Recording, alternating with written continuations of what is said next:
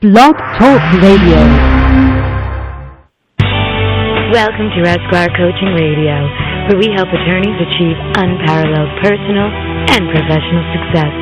And now here's your host, Ann Jenrette Thomas. Hello, everyone. Welcome to the Esquire Coaching Radio Show. It's such a pleasure to be here with all of you today. As you know, Esquire Coaching is a national coaching and consulting firm that is dedicated to empowering lawyers to happily succeed in the business of law. To that end, we discuss the full range of topics, from building business to getting a job to work-life balance and everything in between. Today, we have a very special guest who's going to talk to us about not being afraid to be uncomfortable. Mary L. Smith is Special Counsel and Estate Trust Officer at the Office of Special Deputy Receiver in Chicago, Illinois, where she helps manage over 23 entities with approximately $1.5 billion in assets.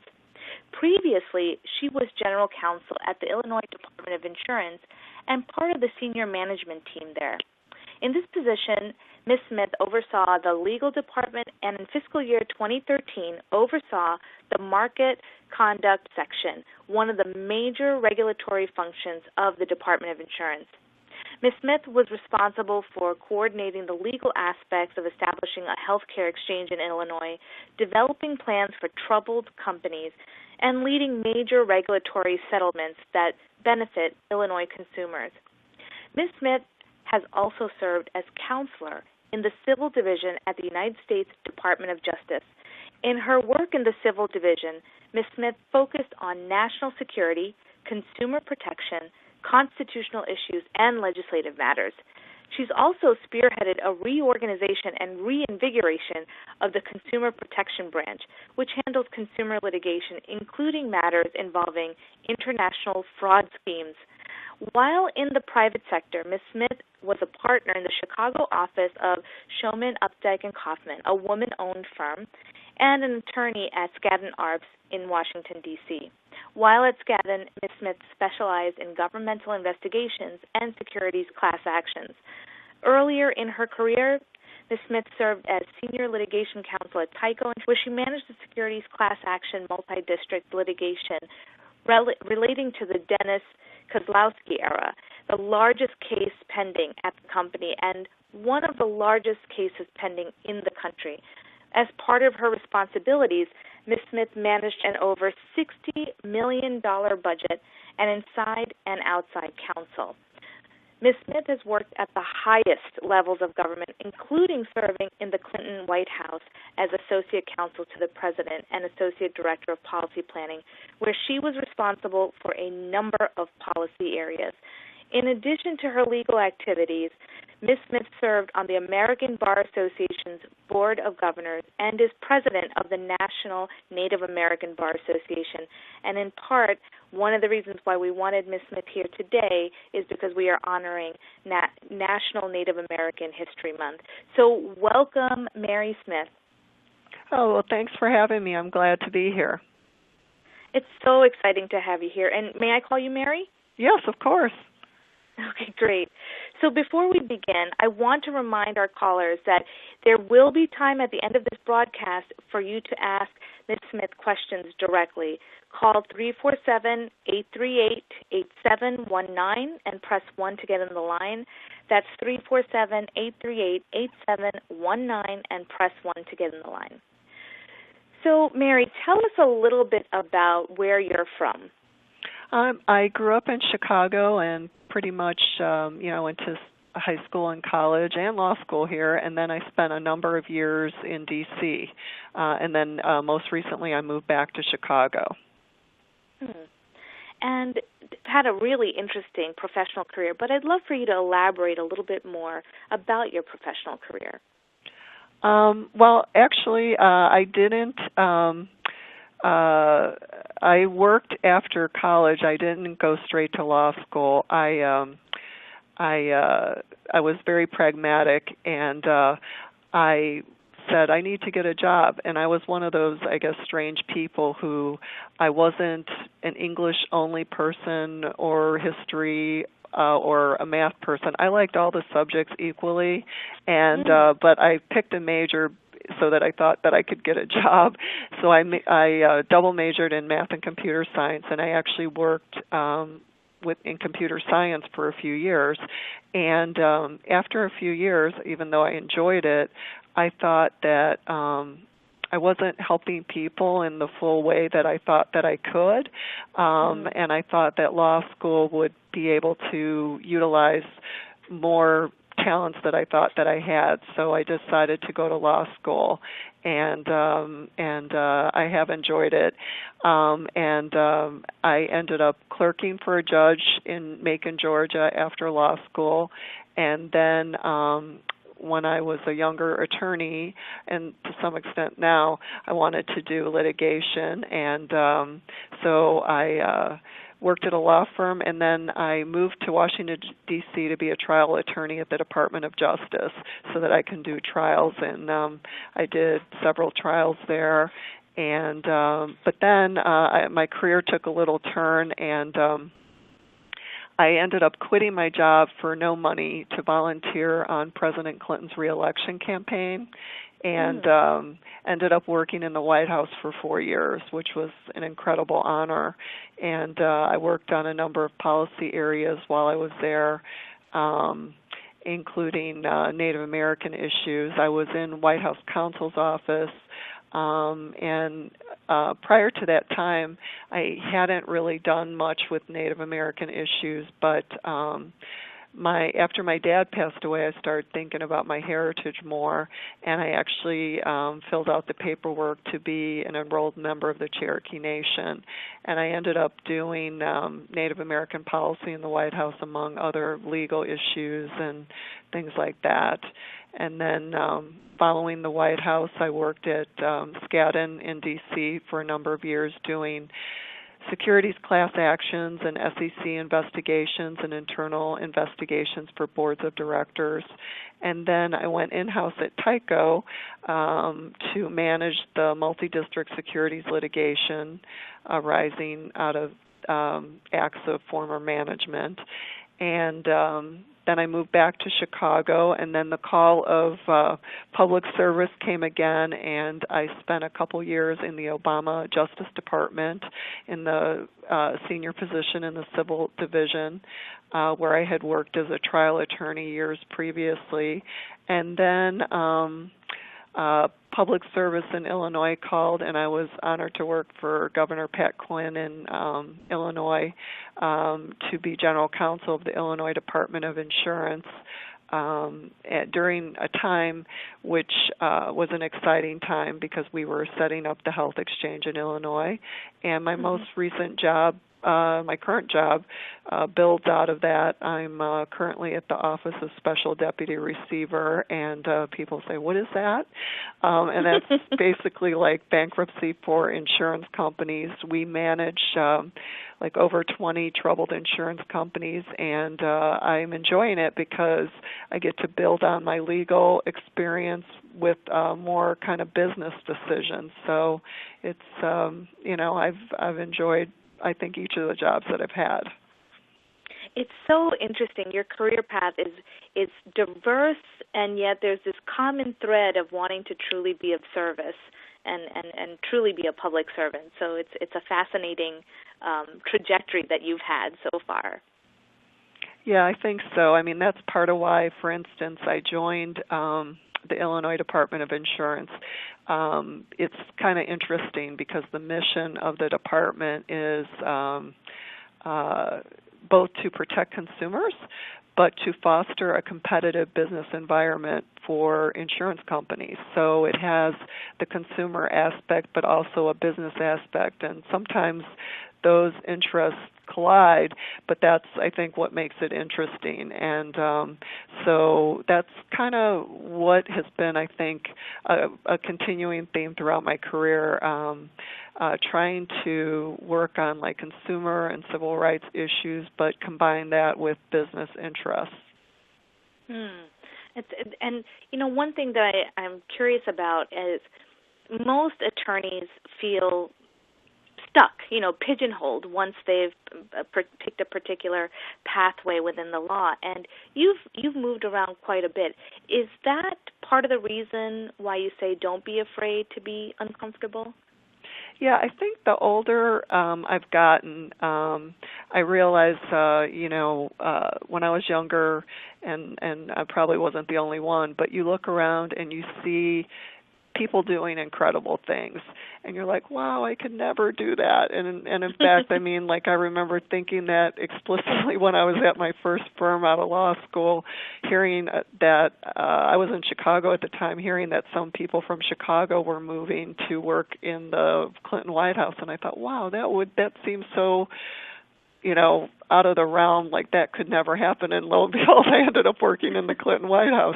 But I think the thing about it is, and I just had lunch with a woman who actually, surprisingly, was the first woman general counsel of a Fortune 500 company, and that was, I think she said she did that in 1979. That's when the first woman did that. I had lunch with her just a couple days ago, and her story was an incredible story, and I think if I think to my own life, it's probably true too, that things, even though you look at other people and you think that things come to them, I think that people put themselves in positions and take risks. They may be calculated risks to get opportunities, but no one, I don't think, very few times is anything just handed to someone. So you have to reach out and try to create opportunities for yourself, and usually when you're doing that, you're reaching probably a little bit beyond what your ability is at that time, so it's scary. And, I've had several jobs where, I didn't really know a lot. I mean, when I went to the White House, I had not worked in the White House before, and learning how it worked. And even when I went to the Department of Insurance, I didn't actually know that much about insurance. But you kind of just dive in and try to manage the scary aspects of it. And I think that's actually the times that you grow the most as well. But you if you don't take those chances, if you're not feeling uncomfortable, I think you're probably not growing, because they say people's success is measured by their tolerance for feeling uncomfortable. So the more uncomfortable you can tolerate, the more you'll be able to grow and succeed, I believe.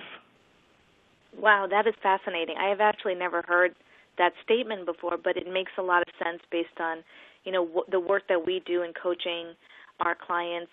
That's something that we're always trying to do, is help them push their own boundaries, keep visioning for the next level and continue to take those risks, some more calculated than others, for the sake of being able to grow, and evolve. So I love what you're saying, especially about, once you develop a tolerance for being uncomfortable, it gets a little bit easier, I guess. I think it does. Yeah. So tell me a little bit about, you've done this fascinating work around Native American issues. What have your observations been around some of the changes that are happening with respect to Indian law? Well, that's a great question. Thanks for asking. So, as you can see from my day jobs, I mean, I did do Native American policy in the Clinton White House, but most of my day jobs were not involving Indian law. But it is a passion of mine, so the way that I'm able to work in that area is not in my day jobs per se, but just through bar activities. And I'm currently president of the National Native American Bar Association. And one of the things, it's so great that you asked that question, one of the big things that is one of my big initiatives during actually I have 2 years as president, not just one, is we're doing the first ever study of Native American attorneys. There's never been one done before, and we estimate that there's about 2,500 Native American attorneys in the United States. And this study is going to talk about what areas they're practicing in, and what age groups they are, what their experiences were, why they decided to go to law school, and the study's going to be released in April of next year. And we actually, given that we estimate, and it's not a perfect estimate, but that there's about 2,500, we actually got over 500 survey responses for the study, which is one-fifth of the population. And then we did 50 one-on-one telephone interviews with people, and some of them didn't take the survey, so we actually touched more than 500 Native American attorneys.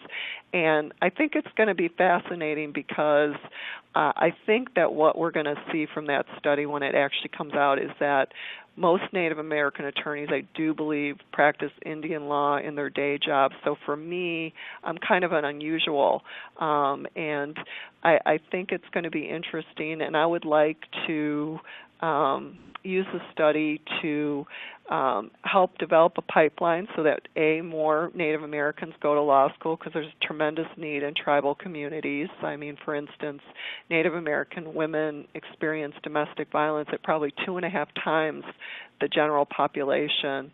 So there's certainly quite a need of lawyers in tribal communities. But I think the other thing I always say, and I say this when I speak to Native American law students, I say, look, you want to work for your tribe or you want to practice Indian law and that is your passion, you should do that, because there's certainly not enough attorneys doing that. But if you think, if your thinking kind of goes along the lines that you think that's all you can do, you should think the world is open. You can do anything you want. And I would like to start seeing more Native Americans go to law school, and I would like to start seeing them practicing all different kinds of law. And one kind of historic moment that we had this year in the Native American legal community was, if you can believe this, in the history of our country, prior to this year, there was never a Native American woman who was a federal judge. And this year, Diane Humetua was confirmed to the district court in Arizona, and she is the first Native American woman to be a federal judge. And, in fact, she's the only Native American who's a federal judge right now. And I hope that seeing her as a federal judge will inspire other young Native American lawyers to try to be judges and be whatever they want to be. Oh, that's amazing. And I did see that. I thought, what a real victory. And, it's interesting because you're right about the need for role models. And I think you're pointing to something that is essential, which is the need to have individuals that are willing to serve as a bridge, between different communities and serve as a bridge between different practice areas. Because nevertheless, even if a person is particularly interested in tribal law, they can still have an impact and bring the tribe's perspective or Native American perspective to other aspects of the law as well. Definitely. I think it matters because similarly, I do also a lot of women's issues generally, and, studies have shown that for women on boards of directors, if you only have one woman on the board, she cannot make as much of an impact unless you kind of get a critical mass of like 3 or 4 of them. The same is true in other contexts. The more Native American attorneys there would be, in any kind of practice setting, the more there would be, I think, an understanding and a perspective of, Native American attorneys that would be incorporated into whatever's being done. Absolutely. I think you're so right about that, and I love that you're doing this report. And I want to invite you back on our show after the report is issued, so you can share the results. Oh, thanks so much. That would be great. I'm so excited about this report because it's never been done. This will be the first ever, so it's very exciting. Ah, that's wonderful. Let me take a moment now just to remind our listeners, if you would like to speak with Ms. Smith directly and ask her a question, now is the time to call in. Please call 347-838-8719. That's 347-838-8719, and press 1 to get in the line. And while we're waiting for some folks to call in, I just wanted to continue asking you a few questions. Do you have any advice for new lawyers who are just coming up and, trying to make it in the profession? Yeah, I mean, I think I can think of a few things. One, just be tenacious, because it does get hard sometimes, and you have to keep persevering. But I think, aside from being, hopefully people don't perceive this as a downer. I have don't be afraid to be uncomfortable. But I think the other thing I would say to younger lawyers, but also I wish I could have said to my younger self, that there will be failures, and I think the measure of a true leader is not what they do when they succeed, but it's how they handle failure. And if I had really thought about that when I was younger, I think that it would have been a lot easier, because I think the true leaders, look at anyone. They always say, look, even Abraham Lincoln lost elections, but it's the people who persevere and who are resilient and who can deal with failure who ultimately succeed. And I think that's probably one of the most important to say. And then finally, of course, just I think follow your passion. And like I said, whether it's practicing Indian law or other areas, just believe in yourself. And I think anything is possible then. I completely agree with you, and so happy that you brought up the issue of being willing to fail. One thing that we see over and over again, and I think it's probably because of the personality types that the law tends to attract, in terms of real type A go-getters, that the notion of failing is so paralyzing that most lawyers are not, that I know of and that we come across, are so afraid to fail that it hampers them. So I love that you're giving that advice right now. Yeah, I wish I could have given it to myself many times. That's so true. That's so true. Now, talk to us a little bit about, to date, what do you think is your most notable accomplishment?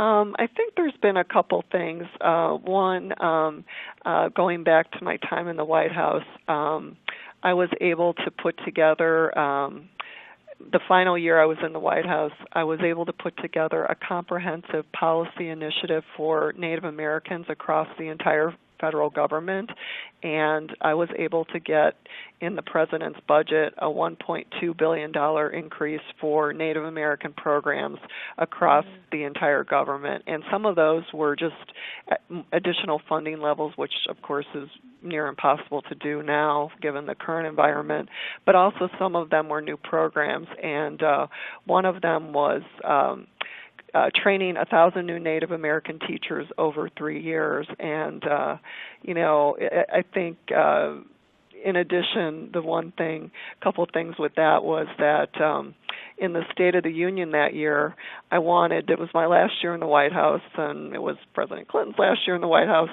wanted him to mention Native Americans in the State of the Union, and I had to start lobbying for several months in advance the speechwriters to do that. And I had the librarian in the White House helping me, and we determined that it had been many, many years since Native Americans were mentioned in the State of the Union, and I kept bugging the speechwriters. I think I wore them down, but he ended up mentioning them.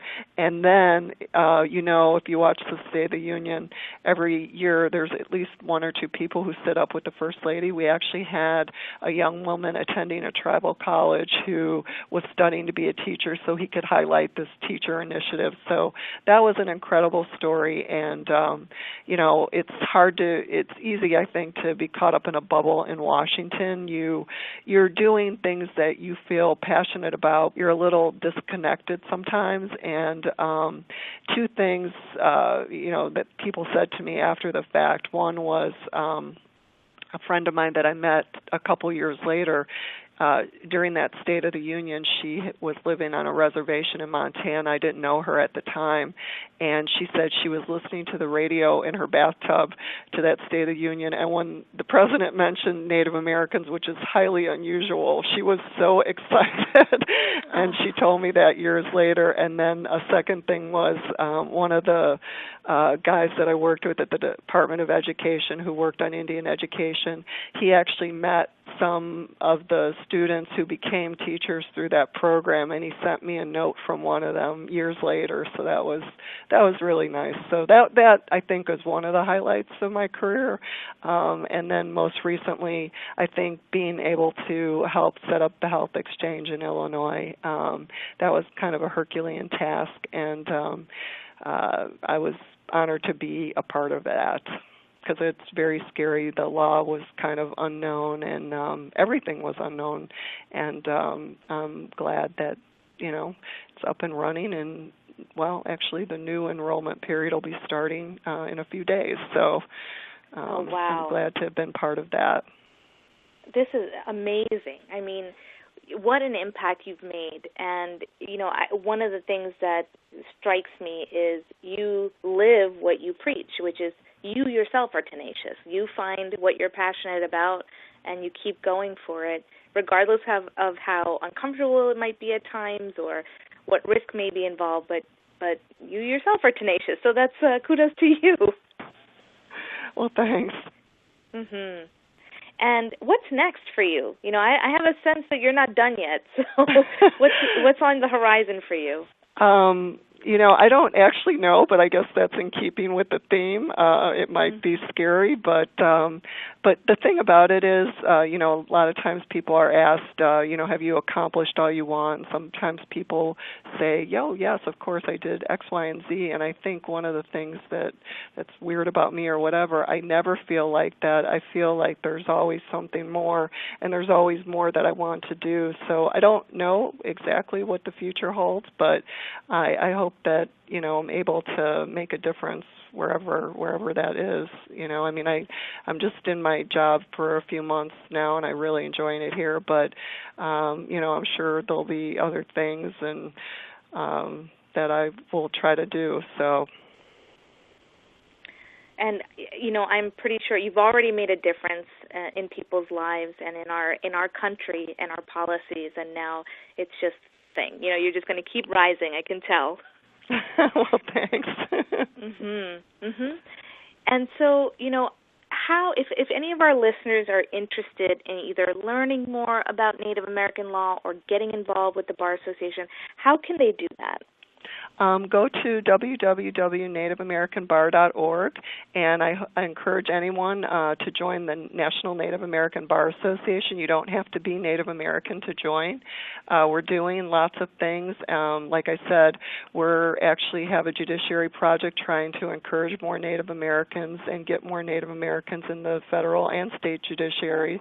And we welcome all members to help us with, trying to improve the visibility and, help Native American attorneys, people to go to law school, build the pipeline, and to thrive once they're in the legal profession.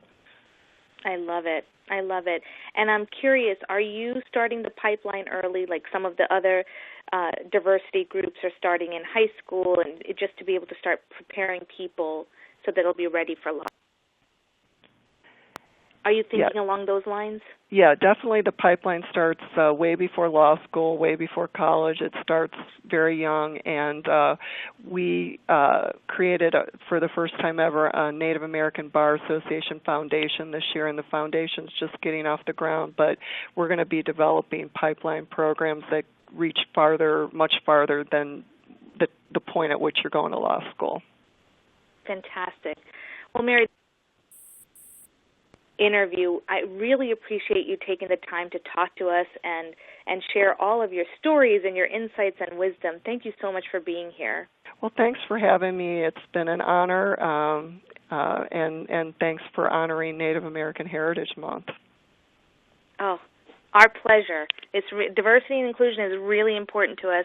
And listeners, I want to encourage you to join the Native American Bar Association. This is, it's essential for all of us to make a difference and to support each other as allies and as people who are involved.